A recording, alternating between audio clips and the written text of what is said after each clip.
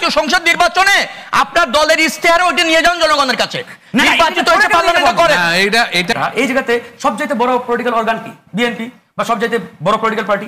সুতরাং বড় political party হিসাবে বিএনপির দায় এবং দায়বদ্ধতা, আমি আবার বলছি দায় এন্ড দায়বদ্ধতা, এই দুটো বিষয়কেই বিএনপিকে সবচেয়ে বেশি ধরেন যে চিন্তা করতে হবে। তাহলে বিএনপি ব্যত্যয় ঘটিয়েছে কোন কোন জায়গায় সেটা বলেন। এই যে আমি বলছি বিভিন্ন জায়গায় বাধা দিচ্ছেন, বিভিন্ন জায়গায় ধরেন যে নানাভাবে যারা ধরেন যে বিভিন্ন রাজনৈতিক দলের ক্যান্ডিডেট নিজ নিজ এলাকায় ধরেন যে যারা ক্যাম্পেইন করছেন, প্রচারণা চালাচ্ছেন, নানান জায়গায় এরকম সংকট তৈরি হচ্ছে। তো এই জায়গায় আমরা বলছি যে বিএনপির জায়গা থেকে যদি বিএনপির জায়গা থেকে যদি ধরেন তারা স্মুথলি সাপোর্টিং যে বিষয়টা, এটা যদি তারা সেভাবে অ্যাপ্লাই করতে পারে ওই জায়গাতে, তাহলে ধরেন যে অন্যান্য প্রার্থী যারা আছে তারা স্মুথলি কাজ করবে, সেরকম একটা এনভায়রনমেন্ট ক্রিয়েট হবে। মুক্তাদির ভাই, আপনার কাছে যেটা প্রশ্নটা রাখলেন যে সেটা আপনার এলাকায় আপনি ক্যাম্পেইন করতে গিয়ে কোনো বাধার সম্মুখীন হচ্ছেন? আপনার এলাকায় পাই নাই, বিভিন্ন এলাকায় হয়েছে। আমার দলের প্রধান নুরুল হক নূর মানে অ্যাক্টিভ, মানে সেটাকে তো আমরা অবশ্যই এটাকে আমরা নিন্দা জানাই, কিন্তু আমরা বলছি সেটা রবি ভাই বলছেন, কিন্তু আমরা বলেন আপনার দলের প্রধানের বাধা তো নিত্য সঙ্গী, এলাকা কেন ঢাকায় থাকলে বাধা, সব জায়গায় বাধা। উনি তো উনি তো জাতীয় নেতা, জাতীয় নেতাদের প্রতিবন্ধকতা থাকে, বাধা থাকে, উনি তো নতুন করে বাধার সম্মুখীন হন না, যেখানে যান সেখানে বাধার সম্মুখীন হন। কথাটা হচ্ছে এইভাবে তো উনি প্রসিদ্ধ হবেন, সমৃদ্ধ হবেন, শানিত হবেন না। আমার বক্তব্যটা হচ্ছে কি, আপনি লেভেল প্লেইং ফিল্ড বলতে যা বোঝাচ্ছি, দেখেন লেভেল উইনিং ভোট তৈরি করবেন নাকি? এখন বলেন যে লেভেল উইনিং ভোট লাগবে তারপর নির্বাচন করব না, কারণ দুই দল জেতার সমান সম্ভাবনা না হলে গণতন্ত্রের প্রতিযোগিতা হয় না। তাহলে আমরা ভাই কেন ইলেকশনে যাবো? আমরা তো জানি হেরে যাব। Level winning vote, level playing field, এগুলি নিশ্চয়তা ধরেন রাষ্ট্রের দায়িত্ব রয়েছে লেভেল প্লেইং ফিল্ড, কিন্তু সেটা বাধ্যবাধকতা। আমি যেটা মিন করতে চেয়েছিলাম, শিডিউল ডিক্লারের পর রাষ্ট্র আইন শৃঙ্খলা রক্ষা পারেন এবং বিশেষ করে নির্বাচন কমিশন।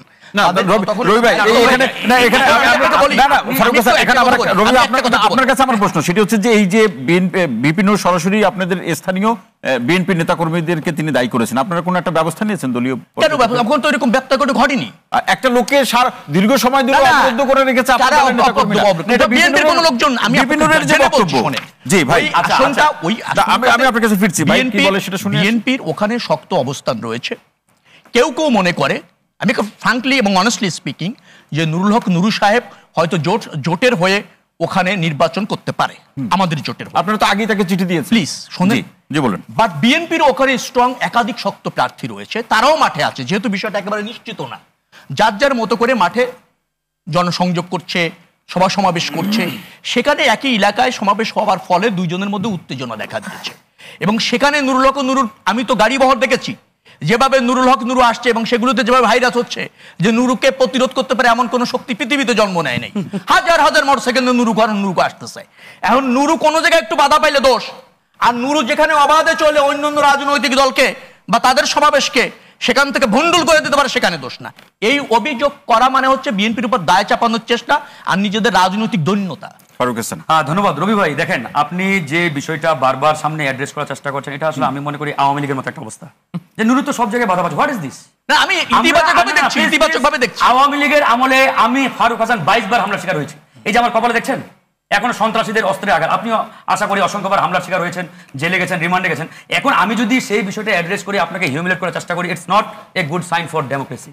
সুতরাং আমাদের এখান থেকে বেরিয়ে আসতে হবে। আমার কথা হচ্ছে, ধরেন বিএনপির প্রার্থী হাসান, আপনি দায়টা রাষ্ট্রকে দিচ্ছেন না কেন, সরকারকে দিচ্ছেন না কেন? সেখানে আইন শৃঙ্খলা বাধা যদি হয়, কেন আপনি আমাকে দিচ্ছেন? আর্মি বা আইন শৃঙ্খলা বাহিনী, পুলিশ বাধা দিত, তাহলে আমি সরকারকে দিতাম। বাধাটা তো সরকার দেয় না, বাধা দিয়েছে আমাকে। আপনার নিরাপত্তা নিশ্চিত করার দায়িত্ব তো রাষ্ট্র সরকার, সরকারকে দায়িত্ব। বিএনপি তো আপনার নিরাপত্তা বিঘ্নিত বলছে, বাধা দিয়েছে বিএনপির প্রার্থী। ধরেন এখানে সরকার প্রার্থী নাই ওখানে, মানে বিএনপি নেতা বলুন একবারে ক্লিয়ার। ধরেন প্রশাসন যদি আমাকে বাধা দিত, আমি প্রোগ্রাম করতে চাই, ডিসি এসপি আমাকে দিচ্ছে না করতে, তাহলে আমি সরকারকে দায় দেব। এখন কথা হচ্ছে আমার প্রটেক্ট করে আপনাকে দায়িত্ব কে বাধা দিয়েছে? বাধা দিয়েছে বিএনপির প্রার্থী হাসান মামুন। এখন আমার প্রশ্ন, বিএনপি যদি তার সেই লিবারেল জায়গা থেকে এই জিনিসটাকে মানে নিরপেক্ষ দৃষ্টিতে দেখতেন, তাহলে তার বিরুদ্ধে অ্যাকশন নিতেন। অ্যাকশন কি নিয়েছেন? ন্যূনতম শোকজটা পর্যন্ত করেন নাই। এখন আমার কথা হচ্ছে, প্রমাণ হয়নি আপনি নুরুল হক নূর, আমি ফারুক হাসানকে এক পাল্লায় মাপলে হবে না, বিকজ নুরুল হক নূর একটা পার্টির প্রধান এবং বিগত সময়ে যে আমরা যুগপৎ আন্দোলন করেছি, এই যুগপৎ আন্দোলনের অন্যতম সাহসী কণ্ঠস্বর, এবং সে একটা পার্টিকে লিড করে ডাকসুর সাথে ভিপি ছিল। আপনি নুরুল হক নূরকে আরেকটা 3-4 জন নেতার সাথে তুলনা করলে এটা হবে না। সুতরাং তার জায়গা থেকে তার এলাকায় সে নির্বিঘ্নে প্রচার চালাতে পারবে আর আপনি এটাকে ভিন্নভাবে প্রতিষ্ঠিত করার দায়িত্ব আমাদের নিতে হবে। আজব, আপনি তো বাধা দিয়েছেন। না বাধা দেয়নি তো, সে অবাধে গিয়েছে, পাশে আমাদের নেতাদের প্রোগ্রাম ছিল।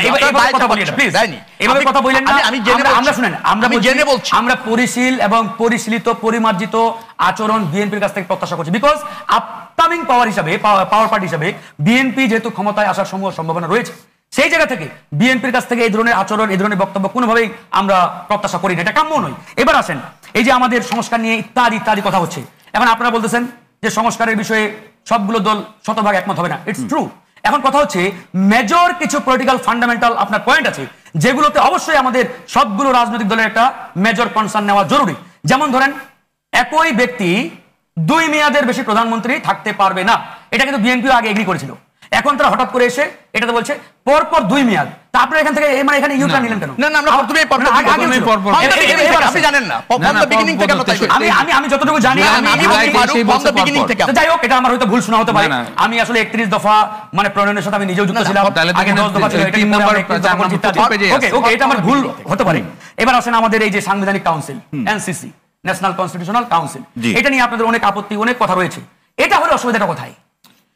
মানে আমরা যদি সামগ্রিকভাবে বাংলাদেশের উন্নয়ন চাই, জনগণের কল্যাণ চাই এবং বাংলাদেশকে একটা কাঠামোগত ডেভেলপমেন্টের দিকে নিয়ে যেতে চাই, তাহলে আমাদের যে সংস্কারগুলো অতীব জরুরি প্রয়োজন, যে কারণে ইতিমধ্যে বা ইতিপূর্বে ফ্যাসিস্ট তৈরি হয়েছে, সেই ফ্যাসিস্ট যাতে ভবিষ্যতে তৈরি না হয় সেরকম সংস্কারে আমাদের ঐক্যমত্যে এখানে তো জোর করে নেওয়ার কোনো সুযোগ নেই। তারা যদি মনে করে যে তারা যাবে না, এটা সমর্থন করে না, জোরের তো কিছু নেই। পিআর পদ্ধতি হলো প্রবলেমটা কোথায়? এই যে সংখ্যানুপাতিক নির্বাচন, এটাতে বিএনপির আপত্তিটা কেন? ধরেন যে সংখ্যানুপাতিক নির্বাচন হলে বিএনপি অফকোর্স বড় দল হিসেবে তাদের সমর্থন বেশি, তারাই বেশি ভোট পাবে, তারাই পার্লামেন্টে যাবে। মানে এই পিআর পদ্ধতিতে ইলেকশন হলে তাদের প্রবলেমটা কোথায়? আপনারা কি বুঝতে পেরেছেন? আপনি যেটা চাইবেন সেটা হলে সমস্যা নাই, আপনি যেটা চাইবেন সেটা আমার চাইতে হবে কেন? আপনি যেটা চাইবেন সেটা আমি কেন চাইবো? সেটা এইগুলো বলছি, জনগণের কাছে যান। অফকোর্স, ওকে, জনগণের কাছে যান। আপনি ইস্তেহার নিয়ে জনগণের কাছে যান, যাচ্ছেন না। আপনি জনগণের কাছে যান, ইস্তেহার নিয়ে।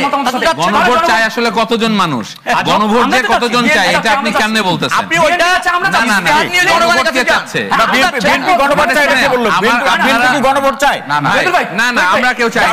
সেলিম ভাই আপনার কাছে ফিরছে। জি না, যেহেতু এখানে এটা জোর করে একটা চাওয়া হচ্ছে না। ধরেন political major party, please 1 minute, political major পার্টিগুলোর মধ্যে ঐক্যমত্যে পৌঁছাতে পারছি না আমরা, দ্যাটস ফাইন। তাহলে এই মুহূর্তে এই ধরেন যে একটা নিউট্রাল গভর্নমেন্ট আছে, নন পলিটিক্যাল গভর্নমেন্ট, আমরা লিড দিচ্ছি জনগণকে, তাহলে আমরা জনগণের কাছে যাই। আমরা বিগত ধরেন যে 3টা মিটিংয়ে ঐক্যমত্য কমিশনকে এটাই বলেছি যে যেসব জায়গায় শতভাগ ঐক্যমত্যে আমরা পৌঁছাতে পারবো না বা ধরেন যে ঐক্যমত্য হবে না, সেসব বিষয়ে আপনারা জনগণের সামনে ছেড়ে দেন। আপনি তো বললেন আপনি আগামী জাতীয় সংসদ নির্বাচনে আপনার দলের ইস্তেহার ওইটা নিয়ে যান জনগণের কাছে, নির্বাচিত হয়েছে পার্লামেন্টে করেন। এটা বেসিক্যালি আপনারা যেটা করতেছেন, ব্যাপারটা তো ভুল ব্যাখ্যা করা। আমার প্রশ্ন হলো